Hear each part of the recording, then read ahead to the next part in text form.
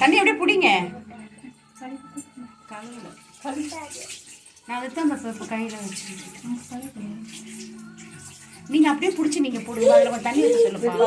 போட்டு இல்லைக்கா, தண்ணி நல்லா அது தீர்த்தம்.